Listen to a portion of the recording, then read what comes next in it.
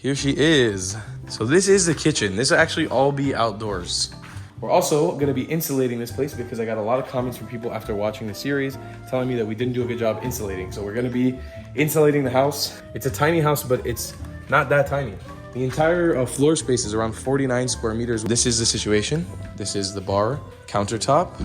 This is another island that we had for the kitchen. Cabinets and whatever you need for towels, and you got plenty of space here for the mirror. For me, bathroom is one of the most important places in a house. This tuk-tuk carried me around this island for 2 years. We had so many adventures. I did so much crazy stuff in here. Everything needs to be cleaned up. It's all a little dusty and grimy. Again, anybody who watched the series, this was the chicken cage. I do have chickens, and I'll show you guys momentarily what they look like. Hello, my friends, and welcome back to my house. We are currently on this small island of Siargao, a little tropical island in the Pacific Ocean in Southeast Asia. And this is my tuk-tuk, and this is my house that I started building here a couple months back. We got struck by a major typhoon that pretty much destroyed a lot of the island and destroyed a good portion of the house, mostly the ceiling and the roof. This is Kuya Luis. Hi, Luis. Hi. How are you? Fine. I want to give the people an update about you because a lot of people are wondering about you in the videos. So can you tell us a little bit about what the last 8 months has been like for you? Feel free, you can say how difficult it was, or how are you? How was the last 8 months? It's good. It's good? Yes.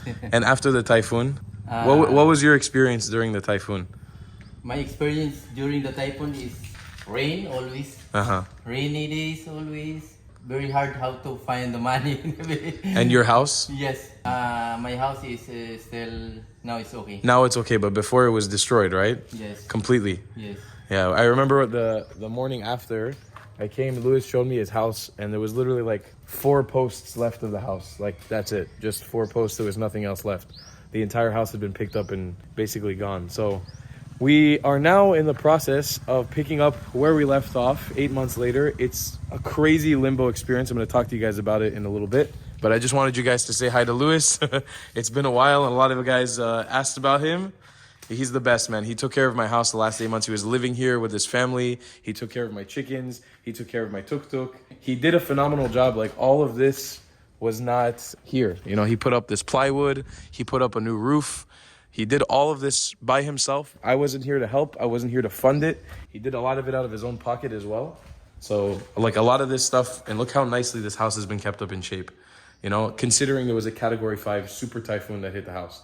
He even received my tiles, received my mattress, my toilet. Like, he went above and beyond to help out and take care of my house while I was in here. So, Louis did a phenomenal job, and I appreciate it so much. Thank you. Thank you so much.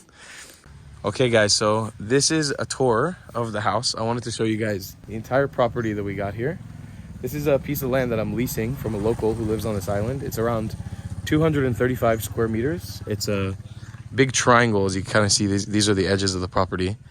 If any of you guys did watch that series, you would have seen that I spent a lot of time planting these birds of paradise plants. And I used to have lots of different plants growing on here. I had cilantro, dill, basil growing in the yard as we were preparing to finish this house up. A lot of that has been destroyed. This is the plant here, a local plant called citronella. It's an anti-mosquito plant. It's this flower. Actually, a friend of mine, she gave it to me a little before the typhoon. It was just on her property, and she gave me a bunch of it. So I planted some of it around the property, and it actually flourished, which is really cool over the last year. Also here, these are actually the birds of paradise. These were massive. They were huge, and it was all over this fence that we had. We had this big fence, bamboo fence going around the whole thing, around the whole property. A lot of that bird of paradise was like killed. So there was like pretty much one plant going across this entire way down. But a patch of it survived, luckily, which is amazing, which means I can replant a lot of it and actually use it the way that I wanted to, which is so stoked about that. Also, this is an elephant ear plant. I actually grabbed these from parts of the jungle out there on a property of some guy who allowed me to take them.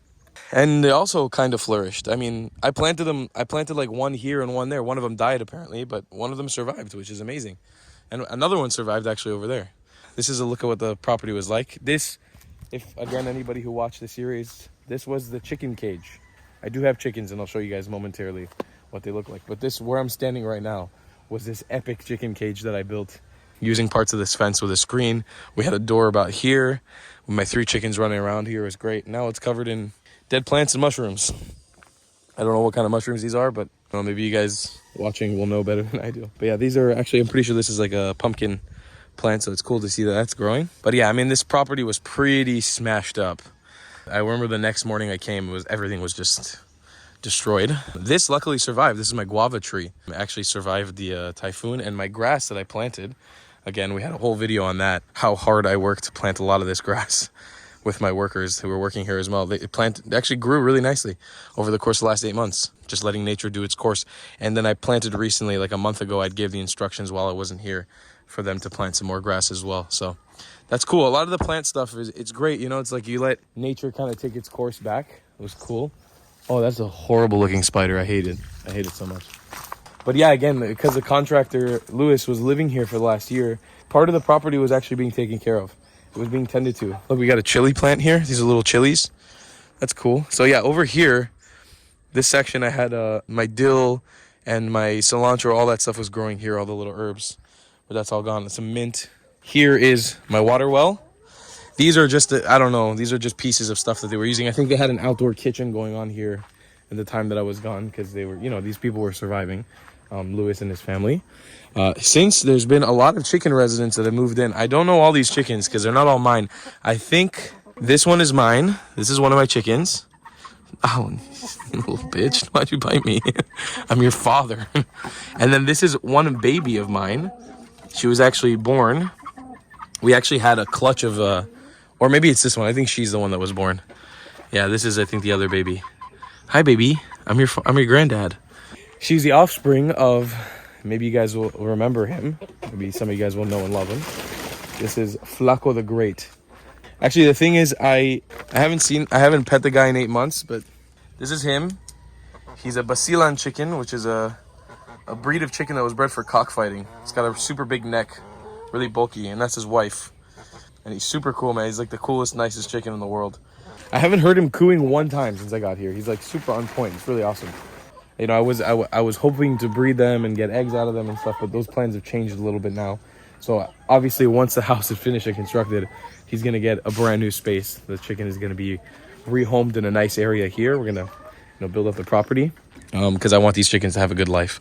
I don't want them to be living in these little cages like this. Not that there's anything bad about this for chickens, but because it's a life that chickens are used to, and he's got a nice roof under his head. He's got a nice roof over his head, but my chickens, I wanted to spoil a little bit, so I want them to have a little something more than this. This here is our septic tank and our filter system. We got 3-chambered septic tank and a filter system. And then on the other side of the house, this is actually the entrance to the kitchen, but it's blocked off right now so nobody intrudes. We got a few more chickens here. I'm not sure whose chickens these are. They're definitely not mine.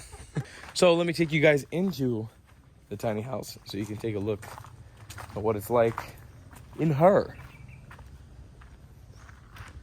Here she is. So this is the kitchen. This will actually all be outdoors. None of this will be open or closed like it is right now. So again, Kuya Lewis having to bear with the situation we were in with the typhoon. He had to actually close all this up and keep this like a protected house. But this is the situation. This is the bar countertop. This is another island that we had for the kitchen. That's the kitchen area. When I was living on the island of Siargao during the pandemic, I actually started constructing skateboards. So there's a bunch of skateboard decks here that I made. Some of them got stolen, which was really unfortunate after the typhoon, but this one did not. And like 20 others, as you can see here, there's like 20 other decks that I made. They're all here as well, which is really awesome. And I think there's some of my kitchen equipment that I had with my ex-girlfriend. Some of the shelf and stuff might need to be replaced, but yeah, that's what this looks like in here. So this would be the main entrance of the house. It would have a glass sliding door, and we never got to that point in the construction of the house. And then you enter the tiny home. This is what you look like. So what we lost, the major losses that we had, other than some damage to the property, the fence, and obviously discoloring of a lot of the plywood in the second floor, what we lost, which was really unfortunate because we installed it the week of the storm, was our ceiling. And we also lost our roof. So this is our roof. It's made out of this corrugated metal sheet. It's a very common construction material in this country. You can see this is what the roof looks like. That's what it looks like in here. It's supported by these metal cocoa lumber, which is coconut lumber. also known as lubi locally. It's supported by these, supports here made out of this. So basically our plan is to reinforce these and put a ceiling back on here. So this whole area is sealed. We're also going to be insulating this place because I got a lot of comments from people after watching the series telling me that we didn't do a good job insulating. So we're going to be insulating the house. Part of the process is going to be removing these sheets. Well, actually, there's no sheets here on this one. Removing these metal sheets. And be removing this a little bit and adding some insulation in between this layer and the outer layer. So this place stays insulated because when it's hot, it's hot. And when it's always hot because we're on a tropical island. There will be AC in this house, but it's going to be hot if we don't. This was my first surfboard that I broke in half taking a major wave here on the island. It's a 9-foot surfboard that I actually worked my butt off to glue back together, paint it white, and then we designed this cool custom bar shelf on the second floor that actually can support my entire weight, which is really cool. And it lasted the test of time after the typhoon. Obviously, I wouldn't lean anything against this because that'd be dangerous, but it's amazing that this survived so well. And yeah, this needs to get, I think, a little bit of a touch-up of paint and a proper graffiti paint job. This needs to get a proper retouch of paint and a proper paint job. But I'm really happy that that actually lasted, and so did the stairs.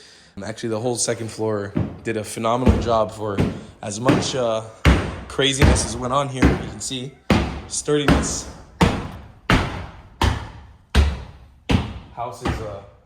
House is nice. It's like really not moving. It's like very, very, very sturdy, which I'm really happy about because, this is technically the bedroom. There's a lot of activities that could happen up here. Just saying. You don't want it to have it to be flimsy. It's made out of a 3/4 plywood, which is one of the thickest plywoods you can get here, marine grade. So it's pretty strong. Got a lot of discoloration from the water. So actually one of my jobs here that I'm not going to be doing with the construction workers is cleaning and figuring out how to actually clean and fix the bends in the plywood because of the heat in the water and all that stuff. Some of it's disformed and changed and moved and discolored. So I want to fix all that up properly. But that's a little look at the loft area of the tiny house. So this is where the bedroom will be. We're thinking about popping an AC somewhere around here in this area. If we go back down the stairs, these are all coconut lumber stairs, by the way, and they did an amazing job holding up during the typhoon. Everything needs to be cleaned up. It's all a little dusty and grimy, but it all needs to be cleaned up. But I think it's okay in the long run. We've got like ample electricity outlets, which all are okay. We just need to hook them up. This is the restroom. We got my toilet that I paid $100 for, and I'm very, very happy with what it looks like and how it looks like. It's great for $100. Actually, the toilet was installed. We could do a better job fixing it up, and especially all the floor and everything around it, and we will. And then there's obviously the walls here made out of this cool black cement, which was a purpose. And we got these cool Arabic style tiles. I'm Middle Eastern. I like to keep that Middle Eastern touch on things, so we're gonna be installing that as well here. And this will be the shower. For me, bathroom is one of the most important places in a house. It's for me, a holy space. It's a place where I work. It's a place where I think about life. It's a place where I do everything. So right by the toilet, you've got an electricity outlet. Here, you're gonna have an LED powered mirror so you can see yourself, especially when you shave. Because I've been traveling for 8 years, I really know what I'm looking for when I stay in somewhere. So I wanna make sure that anybody who stays in my house, whether it's a guest or a friend or a couch surfer, feel very accommodated for. So as much of a tiny house as it is, the bathroom, you got a nice shower space here. You can do whatever you want in the shower. You've got plenty of space here for cabinets and whatever you need for towels, and you got plenty of space here for the mirror and your toilet. Holy space. You can do whatever you want here. It's gonna be great. And yeah, guys, that's pretty much a look at the tiny house. You can see here again, this is what the loft looks like. So again, just to take a look, all of this will be exterior very soon. You'll see that. It'll all be exterior very, very soon. It's going to be an exterior area, but when you walk in the house, this is the main entrance. This will all be outside. Now you're inside the house, and you have the living room, a desk for working / eating, your sleeping space upstairs, and your bathroom. It's not the biggest house in the world, but man, am I proud of it. And I remembered it being a lot smaller because I was pretty much just watching it through videos for the last year. And now being here, I'm actually really happy with the size. It's a tiny house, but it's not that tiny. The entire floor space is around 49 square meters, which is not, I wouldn't say tiny. That's like an average loft in a big city. But the interior space is actually only 15 square meters here. It's got a 5 square meter bathroom and then 10 square meters as a restroom. But if you actually, or as a bedroom up there. But if you actually consider the floor space, it's only 15 square meters. It is a proper tiny house. It's very small. The kitchen is where it gets good because I figured on this island, it's a tropical island. If you eat and drink and cook anything here, ants and bugs will attack all the food instantly. And so just to evade there being any animals inside the house, or trying to avoid, because there definitely will be animals in the house at some point. Either a snake or a monitor lizard or some cool species of bird will sneak in there at some point. But just to avoid that as much as possible, I wanted to put the kitchen outside so we could keep all the animals and all the food and all the mess outside. But yeah, we've got plenty of space here to enjoy this whole front yard, grass to plant. It's very exciting. It's all very, very exciting. This whole space is it's really, really cool. But we're back and we're gonna finish this house, and I'm so excited. So we just had a meeting. We had a big meeting. And we came to the conclusion that finishing this house is going to cost probably around another $2,000. This is after around $7,000 or $8,000 I've already invested into the house, excluding what I pay for the land monthly, which is my lease. Because you can't own land here as a foreigner, it's illegal. I have to lease land from a local. So this is all the materials that I need to get. I actually have a list of materials that I need to get today, actually right now. And those are the materials that I'm going to get. And these are to finish the water pumps. But hopefully in around 2 to 3 weeks, the new construction company and team that we're going to be working with, because Kuya Lewis and all of his employees are not working with us anymore. They've all have found different jobs, which is 100% reasonable since the last 8 months. We're working with a new company, with a new group of people, with a new team, and they're going to be helping us finish the house. They've got big confidence that in the next 2 weeks, this house will be finished and completed. And then we'll just have the job of putting on windows, doors, AC, installing all the appliances, and finishing off this puppy, and hopefully dwelling in it for the remainder of the time I have in this country before I leave. So I'm really, really excited for it. I want to see this house. I want to see this house in better condition. It was so beautiful during the construction, and we got so close to finishing, and it just, right now, like, it's not looking that bad, but it's just depressing. It's depressing, the whole idea of everything that happened. I want to move forward with this portion of my life and get out of this rut of thinking about the typhoon and moving forward. It's part of the healing process, you know? Again, I spoke about it briefly, but the PTSD and the sort of depression and anxiety that came after this storm, really bad for me. I know it was really bad for a lot of people, but I really struggled with it mentally. It's something that took me months. I'm only kind of getting over it now, but being back here, coming full circle, it's reigniting those emotions in a good way, where I feel excited. I feel supported by my friends here and the community here to finish this house and to get the ball rolling and get this thing off the ground. So I'm really excited. We're hopefully going to do a dope party here when everything is done, and we'll show you all that. We'll do a big meal. It'll be great. This is the condition of the tuk-tuk. You can see it's had better days. I've also done a whole series on buying this one and repainting it into the Jurassic Park style that I love. If you guys don't know, I'm a huge fan of Jurassic Park, and I actually have a second channel that's all about dinosaurs and Jurassic Park. It's called The Dinosaur Channel. Find a link in the description if you want to follow it. This tuk-tuk carried me around this island for 2 years. We had so many adventures. I did so much crazy stuff in here. I used to pack like 7 or 8 people in this tuk-tuk at a time to go skate, to go surf. And the condition that it's in now, my mechanic is confident that we can get it running again. But structurally, I don't know. It's like really bad. Like the whole back seat here is completely rusted over. After the typhoon, it helped us do missions to bring people water and food, because we were doing a lot of volunteer work. Literally the last day before I left the island, the glass here cracked. I don't know if somebody broke it or something happened, but it was working. I lost the mirror here. It's got a lot of issues. All the tires are pretty much popped. They probably all need new inner tubes. The rust is so bad that the thing is just falling apart. But it was working up until the minute I left. I mean, supposedly it was working a little bit after I left as well. So hopefully we can get this off the ground, but it's the last priority right now because I got a motorbike that I'm renting. It makes things a little bit more difficult not having this, not being able to carry stuff, but it is what it is. We're just going to have to deal with it for now. I got spoiled with my tuk-tuk, but hopefully, potentially one day she's going to be back alive, and maybe in the arms of somebody else. Maybe, I don't know. We'll see. But she's here right now to remind us that there's hope, you know.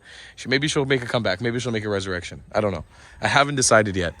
If this video gets a million views, then maybe I'll have enough money to fund it. I don't need that much. I only need like, I think $200 or $300. Maybe $400 or $500 maximum to get her back to working order. Like they need to strip off all the rusted stuff and kind of rebuild the body of the tuk-tuk. If these videos get good views and we continue the trend that we're on and I can continue making money, I will fund this tuk-tuk. And if you guys want to see this tuk-tuk, we can come back, become a member on the channel because I could definitely use the money. I've got a lot of expenses to fix this house. I would appreciate it so much and love you. But yeah, if you guys have any questions and you want to know anything about building a house on a tropical island like this, there is a series already kind of created. So if there's anything you want to know about my personal experience watching this thing be created, being a part of the creation of this house, the gardening, the tuk-tuk, whatever you want, I can make a follow-up video. I pre-recorded all the videos you saw in Israel, in Dubai, in Egypt months ago. So when I came here, I could focus on just building this house without having to create content like this. Appreciate everybody watching the video. Appreciate everybody supporting always. It really means a lot to me. This journey of coming back here was unbelievable.